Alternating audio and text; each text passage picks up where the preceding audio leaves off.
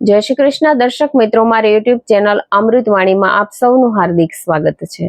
આજે આપણે આ વિડીયોમાં ગણેશ પુરાણની કથા સાંભળીશું।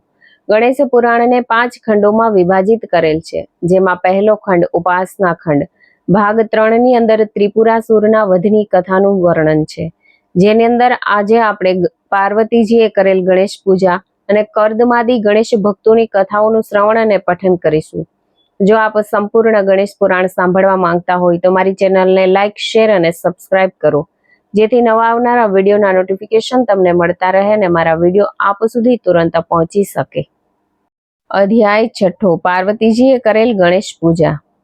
પછી બ્રહ્માજી કહે છે કે હે વ્યાસજી, કાર્તિકી પૂનમે ભગવાન શંકરે ત્રિપુરનો સંહાર કર્યો, એટલે એ રાત્રિએ દેવોએ દિવાળી મનાવી, આખા સ્વર્ગલોકમાં દીપ જલાવી એકબીજાને મળી મોં મીઠું કરાવી દેવોએ પોતાની ખુશી વ્યક્ત કરી અને ભગવાન શંકર, દેવી પાર્વતી, શ્રી ગણેશજી અને કાર્તિક સ્વામીનું પૂજન કર્યું।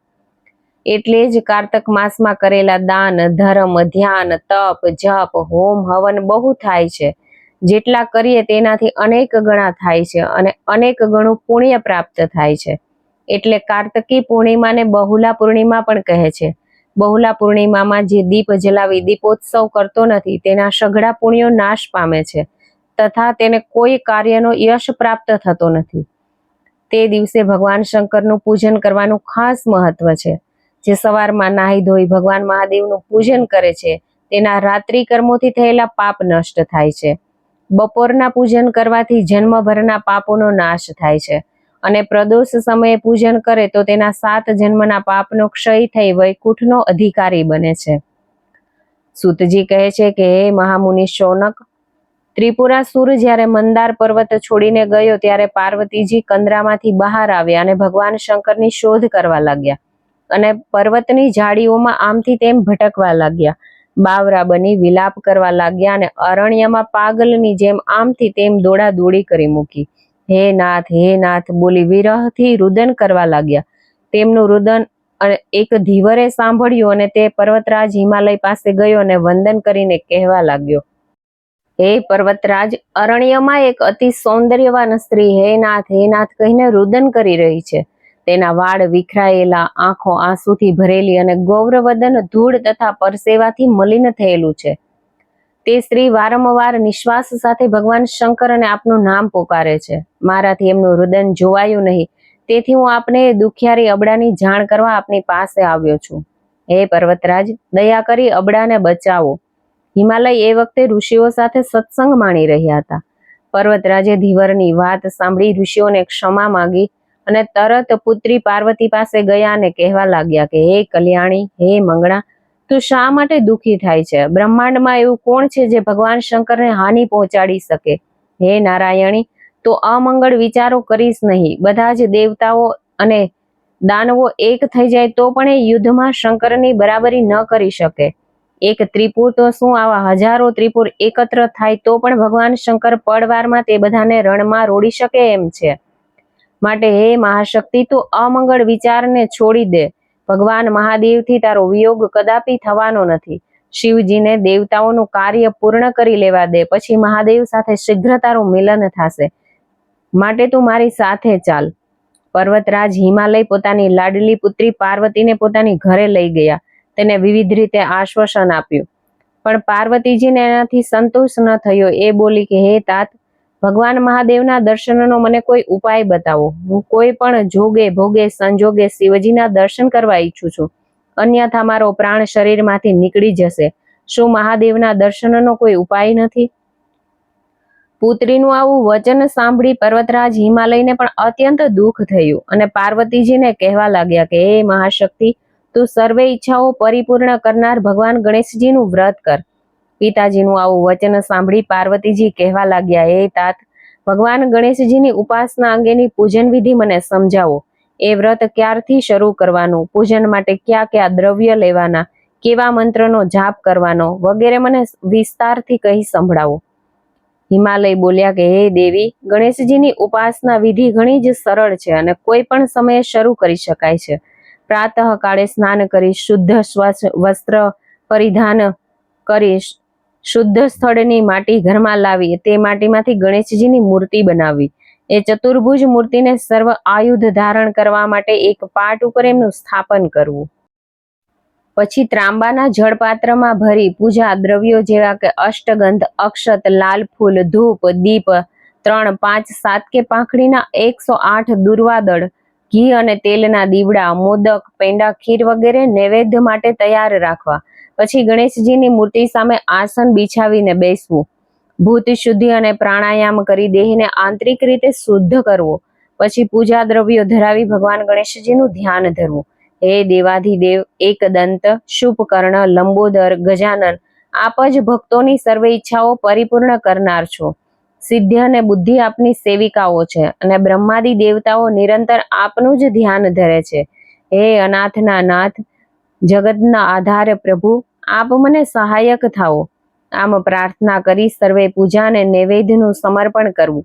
પછી સ્થિર મનથી ભગવાન ગણેશના સ્ત્રોત, સૂક્ત, સહસ્ત્ર નામનો પાઠ કરવો. પછી સિદ્ધિ વિનાયકને સાષ્ટાંગ નમસ્કાર કરી ક્ષમાપના માટે પ્રાર્થના કરવી. પાર્વતીજી બોલ્યા, હે તાત, આપ ગણેશજીના મંત્રનો જાપ કરવાનું મને કહો છો, પણ હું તો શ્રી ગણેશજીના કોઈ મંત્રને જાણતી નથી.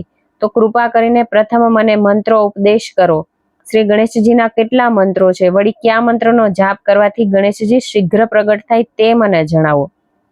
પર્વતરાજ હિમાલય બોલ્યા કે હે મહાશક્તિ, ભગવાન ગણેશજીના અનંત મંત્રો છે. એ પૈકીના થોડાક હું તને જણાવું છું, જે ધ્યાનથી સાંભળ. સર્વે પ્રથમ પદ્માસન વાળી બેસવું, ઇન્દ્રિયોને સંયમિત કરી ન્યાસ કરી યથેશ મંત્રનો જાપ કરવો. શ્રી ગણેશજીના એકાક્ષર મંત્રના લક્ષ અથવા અર્ધલક્ષ જાપ કરવા. ષડક્ષર મંત્રના લક્ષ અથવા તો 10 લક્ષ મંત્રના જાપ કરવા. પંચાક્ષર અથવા અષ્ટાક્ષર મંત્રના લક્ષ અથવા 10 લક્ષ જાપ કરવા.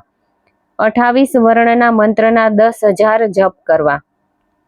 આમ મંત્રો તો અનેક છે અને ઉપર કહ્યા પ્રમાણે તેની પૂજન વિધિ છે. હે પુત્રી, તું એકાક્ષર મંત્ર અથવા ષડાક્ષર મંત્રનો ઉપદેશ ગ્રહણ કરી શુક્લ પક્ષની ચતુર્થીથી આરંભ કરી 1 મહિના સુધી આ અનુષ્ઠાન કર. આથી તારી સર્વે મનોકામના પૂર્ણ થશે અને તને ભગવાન મહાદેવના દર્શન પણ અવશ્ય પ્રાપ્ત થશે. સ્ત્રીઓ તેમજ પુરુષો બંને આ પૂજન વિધિ કરી શકે છે. તેણે માટીની એક જ મૂર્તિની પૂજા કરવી. આથી તેઓને ધન ધાન્ય, પુત્ર પરિવાર અને સુખ સમૃદ્ધિની પ્રાપ્તિ થશે. 2 મૂર્તિઓની પૂજા કરવાથી અસાધ્ય વસ્તુઓ સાધ્ય થશે. 3 મૂર્તિઓનું પૂજન કરવાથી રાજ્ય, રત્ન અને સંપત્તિની પ્રાપ્તિ થશે. 4 મૂર્તિઓનું પૂજન કરવાથી 4 પુરુષાર્થ, ધર્મ, અર્થ, કામ, મોક્ષની પ્રાપ્તિ થશે.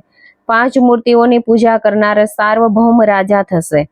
6 મૂર્તિઓના પૂજનથી પૃથ્વીના સર્જન અને વિસર્જનની સમર્થતા પ્રાપ્ત થશે. 7, 8 કે 9 મૂર્તિઓનું પૂજન કરનાર સર્વજ્ઞ થાય છે.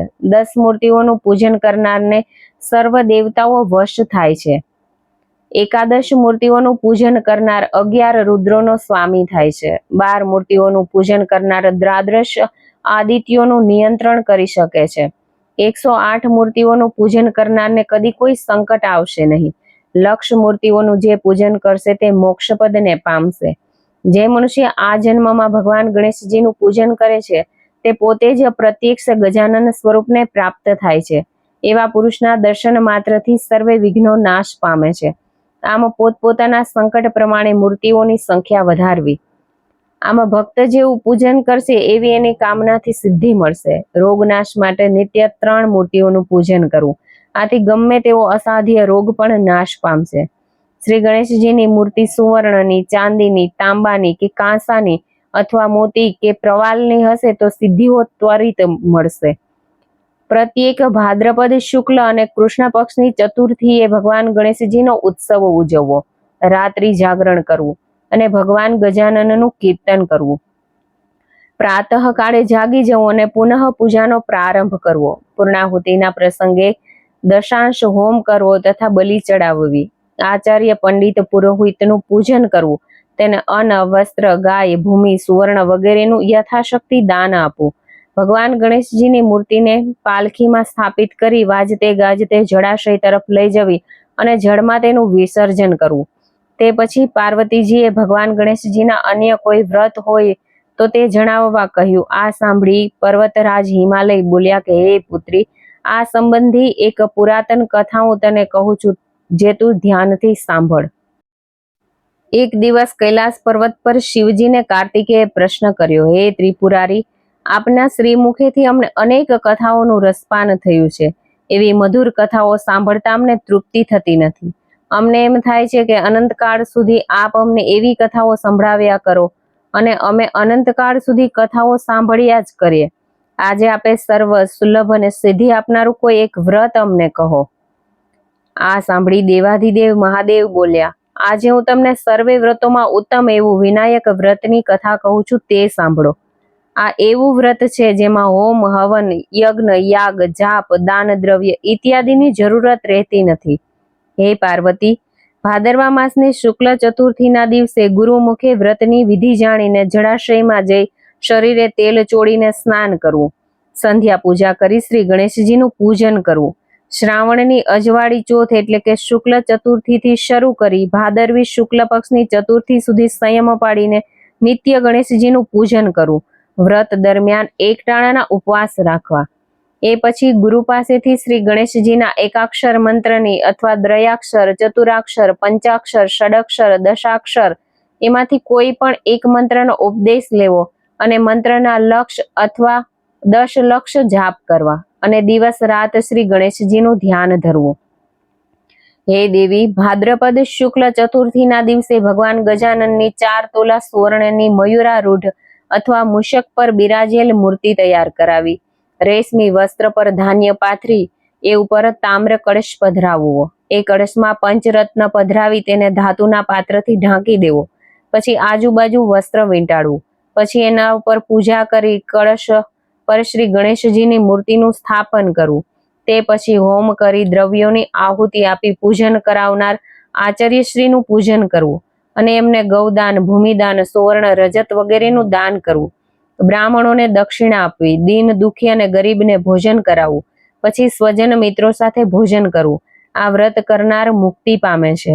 હે પુત્રી, આ રીતે યથાશક્તિ ગણેશજીનું પૂજન કરવાથી ભગવાન ગજાનનને ઘણી જ પ્રસન્નતા થાય છે અને પૂજન કરનારને સપરિવાર મનવાંચિત ફળ મળે છે.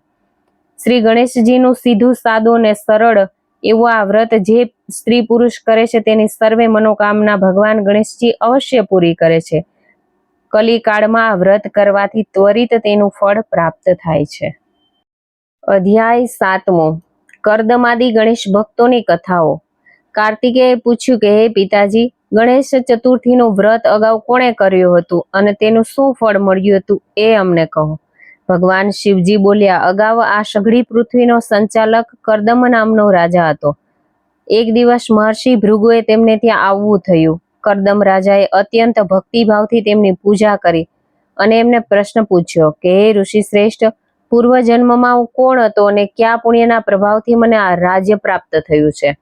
આ સાંભળી ભૃગુ ઋષિએ તેને કહ્યું કે હે રાજન, પૂર્વજન્મમાં તું એક ગરીબ હોવા છતાં અત્યંત પવિત્ર ક્ષત્રિય હતો. પરિવારના પાલન માટે તે ઘણો પરિશ્રમ કર્યો છતાં તેમાં તું સફળ થયો નથી. તારી દારિદ્ર્ય દશાથી દુઃખી થઈ તારી પત્ની તારી ઘણી નિંદા અને તિરસ્કાર કરવા લાગી. આથી તું દુઃખી થઈને કોઈને કહ્યા વગર અરણ્યમાં જતો રહ્યો. તો અરણ્યમાં અહીં તહીં ભટકતો હતો. ત્યાં દેવી યોગે તને સૌભરી ઋષિના દર્શન થયા. એ સમયે એમની આગળ તે તારું દુઃખ કહ્યું અને એના નિવારણ અંગે પ્રશ્ન પૂછ્યો. ઋષિએ તને વરદ ગણેશનું વ્રત કરવાનું કહ્યું. ત્યારે તે ઋષિને પૂછ્યું કે હે ઋષિવર, આ ગણેશ કોણ છે? એમનું શીલ કેવું છે? એમનું રૂપ કેવું છે? કોના પુત્ર છે? એમનો સ્વભાવ કેવો છે? એ બધી કહેવાની તેણે વિનંતી કરી. ઋષિ બોલ્યા કે હે વત્સ, જેનાથી આ સર્વ જગતનું સર્જન થયું છે તે જ સચ્ચિદાનંદ પરબ્રહ્મ ભગવાન ગજાનનનું સ્વરૂપ છે. તેમણે જ ઓમકાર, વેદ અને સર્વે લોકોનું સર્જન કર્યું છે. એમણે બ્રહ્માજીને એકાક્ષર મંત્ર આપ્યો અને એમનામાં સૃષ્ટિ રચનાનું બળ આપ્યું. વિષ્ણુ ષડક્ષર મંત્રના જાપથી સૃષ્ટિનું પાલન પોષણ કરી શકે છે. આ ગણપતિનું વ્રત શ્રાવણ સુદ ચતુર્થીથી ભાદ્રપક્ષ શુક્લ ચતુર્થી સુધી કરવામાં આવે તો સર્વ સિદ્ધિઓ આપોઆપ પ્રાપ્ત થઈ જાય છે. કર્દમ રાજાએ ઋષિના ઉપદેશ પ્રમાણે સૌભરી ઋષિના આશ્રમમાં તે પ્રમાણે વ્રત કર્યું અને સર્વે સિદ્ધિઓની પ્રાપ્તિ થઈ. ભગવાન શિવજીએ કાર્તિકેયને કહ્યું કે ભૃગુ ઋષિએ આ પ્રમાણે કર્દમ રાજાને એના પૂર્વજન્મનો વૃત્તાંત કહ્યો. આથી તેને ઘણો જ આનંદ થયો. તેણે અત્યંત ભક્તિભાવથી પુનઃ ભગવાન ગણેશજીનું વ્રત કર્યું, જેથી તેને સુખ, સમૃદ્ધિ અને વિજયની પ્રાપ્તિ થઈ અને જીવનના અંતે તે ગણેશ લોકમાં ગયો. હે કાર્તિકેય, આ વ્રતનો આવો મહિમા છે, એટલે તમે પણ એ વ્રત કરો. જેણે જેણે આ વ્રત કર્યું છે એને અઢળક સમૃદ્ધિ અને સિદ્ધિ પ્રાપ્ત થઈ છે.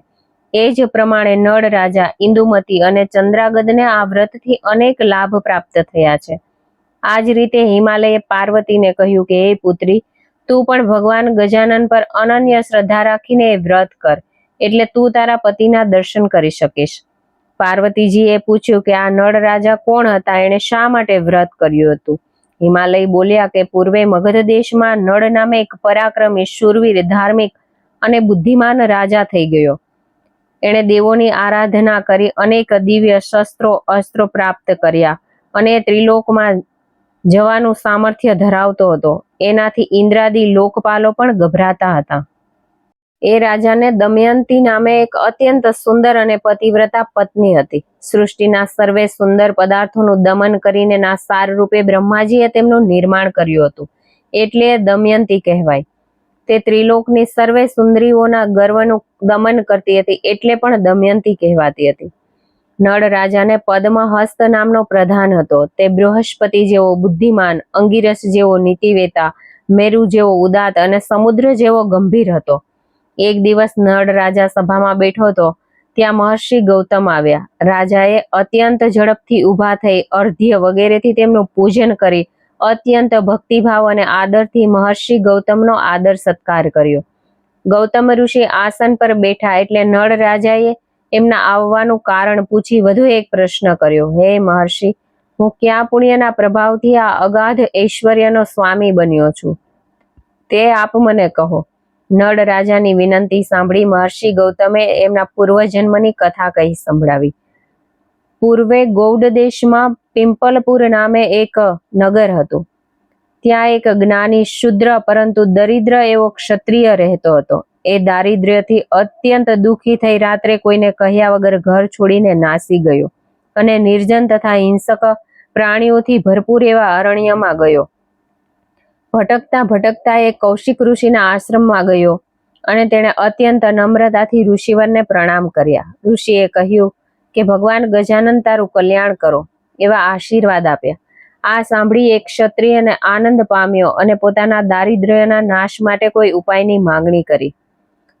કૌશિક ઋષિએ એને ભગવાન ગજાનનની ઉપાસના કરવાની વિધિ વિધાન બતાવી. શ્રાવણ સુદ ચોથથી ભાદ્રપદ સુદ ચોથ સુધી ભગવાન ગણેશજીની માટીની મૂર્તિ બનાવી એની પૂજા કરવાનું જણાવ્યું. ઋષિના કહ્યા પ્રમાણે એણે એકાગ્ર ચિત્તે સંપૂર્ણ શુદ્ધ અને સંયમી રહી 1 માસ સુધી ભગવાન ગણેશજીનું ચતુર્થી વ્રત કર્યું. આમ કરવાથી એક ક્ષત્રિયના દરિદ્રતાનો નાશ થયો અને એના ઘરે તેના કારણે હાથી ઝૂલવા લાગ્યા. હે નળ રાજા, પૂર્વ જન્મમાં તે ભગવાન ગણેશજીની એકાગ્ર ચિત્તે પૂજા કરી હતી, તેનું ફળ આજે તું ભોગવી રહ્યો છે. હિમાલયે કહ્યું કે હે પુત્રી પાર્વતી, પૂર્વે માલવ દેશના ચંદ્રાગદ રાજા અને તેની પત્ની ઇન્દુમતીએ ભગવાન ગણેશજીનું આ વ્રત કર્યું હતું અને એમને થયેલા લાભ હવે હું તને કહીશ, તે તું સાંભળ. પૂર્વે ચંદ્રાગદ નામનો શક્તિશાળી અને વૈભવશાળી રાજા હતો. એણે ઘણા યજ્ઞો અને પુણ્યદાન કર્યા હતા. એ રાજાની સભામાં વૈભવ આગળ ઇન્દ્રની સુધર્મા સભાનો પણ વૈભવ તુચ્છ લાગતો હતો. એ રાજાને ઇન્દુમતી નામની મહાપતિવ્રતા, સાધ્વી, શીલવંતી રાણી હતી. એ નિયમિત પ્રસન્નતાથી અતિથિઓનું પૂજન અને આદર સત્કાર કરતી હતી. એક દિવસ ચંદ્રાગદ રાજા અમાત્યો સહિત અરણ્યમાં મૃગયા રમવા ગયો. એણે પોતાના પરાક્રમથી અનેક હિંસક પશુઓનો સંહાર કર્યો. તે અશ્વો ઉપર બેસી સૈનિકો સાથે અરણ્યમાં આગળ વધી રહ્યો હતો. ત્યાં તેને એક ભયંકર રાક્ષસોનો સમૂહ નજરે પડ્યો. તે ભયંકર અને ભીષણ રાક્ષસોને જોઈ રાજાના સૈનિકો ભય પામીને કેટલાક નાસી ગયા, કેટલાક મૂર્છિત થયા અને કેટલાક તો ભયથી ત્યાં જ મરણ પામ્યા. આ રાક્ષસોના સમૂહમાં એક ભયંકર રાક્ષસી હતી. તે ચંદ્રાગદ રાજાને જોઈને મોહિત થઈ ગઈ. એણે પોતાના વિશાળ બાહુઓથી ચંદ્રાગદ રાજાને ઉઠાવી લીધો અને તેને આલિંગન કરીને નીચે મૂકી દીધો. એ પછી એણે રાજાના સેવકોનું ભક્ષણ કરવા માંડ્યું. આ તકનો લાભ જોઈ રાજાએ બાજુના તળાવમાં ડૂબકી લગાવી દીધી અને એ તળિયે પહોંચી ગયો. ત્યાં અનેક નાગકન્યાઓ રાજાને ઘેરી વળી અને રાજાને પોતાની સાથે પાતાળ લોકમાં લઈ ગઈ. એમણે રાજાનો આદર સત્કાર કર્યો અને એના વિશે સઘળું જાણી લીધું. તે પછી નાગકન્યાઓએ રાજાને કહ્યું કે તું અમારો સ્વામી થા, તારી સર્વે ઈચ્છાઓ અમે પૂર્ણ કરીશું. આ સાંભળી ચંદ્રાગધ રાજાએ કહ્યું કે અમે સોમવંશના રાજાઓ એક પત્ની વ્રત પાડીએ છીએ. અમારા વંશજો પરદ્રવ્ય કદાપી કરતા નથી. વેદોનું અધ્યયન, યજ્ઞ કર્મનું અને સદાચારનું પાલન વગેરે વર્ણાશ્રમના ધર્મ છે. આપણા ઘરે આવેલા અતિથિઓનો સત્કાર કરવો એ સર્વનો ધર્મ છે. હું તમારો અતિથિ છું, એટલે આ અવિવેકી અને ધર્મરહિત વાત કરી મને દુઃખી કરશો નહીં. રાજાના આવા વચનો સાંભળી નાગકન્યાઓ અત્યંત ક્રોધિત થઈ અને એને શાપ આપ્યો. જે સ્ત્રીના પ્રેમના લીધે તે અમારો તિરસ્કાર કર્યો, એ સ્ત્રીનો તને વિયોગ થાવો. અમે તને હવે બંધનયુક્ત કરી કારાગૃહમાં નાખીએ છીએ. અહીં બહાર પેલી રાક્ષસી જળાશયનું સઘળું પાણી પી ગઈ અને સર્વે જલચરોને ખાઈ ગઈ. ભાગીને રાજધાનીમાં આવેલા સેવકોએ રાજા રાક્ષસોના હાથમાં સપડાઈ ગયો છે એવા સમાચાર કહ્યા. રાજ્યમાં સર્વત્ર હાહાકાર થઈ ગયો અને પતિવ્રતા ઇન્દુમતી આ સમાચાર સાંભળીને મૂર્છિત થઈ ગઈ. સર્વે પરિજનો અને નગરજનો તેને અનેક રીતે આશ્વાસન આપવા લાગ્યા. ઇન્દુમતી જ્યારે ભાનમાં આવી ત્યારે એમના મનનું સમાધાન કરાવતા કેટલાક નાગરિકોએ કહ્યું કે માતા, શોક કરશો નહીં. રાજા મરી ગયા છે એવી આપણે શા માટે કલ્પના કરવી? એ જીવતા જ હશે અને જરૂર પાછા આવશે. આપણે સૌ ભવિષ્ય વેતા ઋષિ મહાત્મા પાસેથી મહારાજાની માહિતી મેળવીએ. ત્યાં સુધી આપ શાંત અને ધીરજ ધારણ કરો. ઇન્દુમતીને પણ પ્રજાજનોની સલાહ પસંદ પડી અને સ્વસ્થ થઈ મહારાજાના પુનરાગમનની રાહ જોવા લાગી. એક દિવસ દેવ યોગે નારદ મુનિ ત્યાં આવી પહોંચ્યા અને પતિ વિરહમાં કૃશ થયેલી ઇન્દુમતી એમની પૂજા અને આદર સત્કાર કર્યો અને આંસુભરી આંખે તેણે પોતાનું દુઃખ જાહેર કર્યું. આ સાંભળી નારદ મુનિએ રાણીને આશ્વાસન આપતા કહ્યું કે હે ઇન્દુમતી, તું શોક કરીશ નહીં. તારો પતિ તને જરૂર મળશે. તારો પતિ જીવંત છે. તું સૌભાગ્ય ચિહ્નોનો કદાપી ત્યાગ કરીશ નહીં. ઇન્દુમતી આ સાંભળી પ્રસન્ન થઈ અને દેવર્ષિ નારદને પ્રણામ કરી પોતાના પતિની પ્રાપ્તિનો ઉપાય એમને પૂછ્યો. દેવર્ષિ નારદે તેને વરદાયક ગણેશ વ્રત કરવાનું કહ્યું. તેણે વિધિ વિધાનથી ભગવાન ગણેશજીનું વ્રત કર્યું. આ વ્રતના પ્રભાવથી પાતાળમાં નાગકન્યાઓની બુદ્ધિમાં પરિવર્તન આવ્યું અને ચંદ્રાગધ રાજાને બંધનમાંથી મુક્ત કર્યો અને સત્કાર કરી તેણે વિવિધ આભૂષણો, અલંકારો અને પાતાળ લોકના ઉપહાર આપ્યા. પછી એ રાજાને એક સુંદર અશ્વ આપી એના નગર તરફ તેને વિદાય કર્યો. રાજા નગરની નજીક આવ્યો અને નગરજનોએ તેમને ઓળખી કાઢ્યો અને અંતઃપુરમાં ઇન્દુમતીને ખબર પહોંચાડ્યા. ઇન્દુમતી હર્ષ ઘેલી થઈ અને પ્રધાનોને રાજાનો ભવ્ય સત્કાર કરવાની આજ્ઞા આપી. નગરજનોએ નગરને ધ્વજા, પતાકા અને તોરણોથી સજાવી રાજાના સત્કાર માટે નગરની બહાર આવીને ઊભા. રાજાએ બધાનો સત્કાર ઝીલ્યો અને નગરજનોને વિવિધ ઉપહાર આપ્યા. પછી દેવાલયમાં જઈ ભગવાન ગણેશ, શિવ અને દેવોની પૂજા કરી અને એમને પ્રણામ કર્યા. પછી ગજરાજ પર સવાર થઈ રાજાએ નગરમાં પ્રવેશ કર્યો અને નગરજનોએ એમના પર પુષ્પવૃષ્ટિ કરી અને માર્ગમાં મોતી વેર્યા. રાજા અને ઇન્દુમતી એકાંતમાં પરસ્પરને એકબીજાની માહિતી આપી. રાજાએ ગણેશ વ્રતનો મહિમા સાંભળી પોતાના રાજ્યમાં શ્રાવણ સુદ ચતુર્થીથી ભાદ્રપદ શુક્લ ચતુર્થી સુધી ભગવાન ગણેશનો ભવ્ય મહોત્સવ કર્યો. હિમાલયના મુખે ગણેશ વ્રતનું મહાત્મય સાંભળી પાર્વતીએ વિધિપૂર્વક આશ્રમમાં રહી ગણેશની આરાધના કરી. એક દિવસ ભગવાન શિવજી પાર્વતીના આશ્રમમાં આવ્યા અને આદર સહિત પાર્વતીને કૈલાસ પર્વત ઉપર લઈ ગયા. જય શ્રી ગણેશ.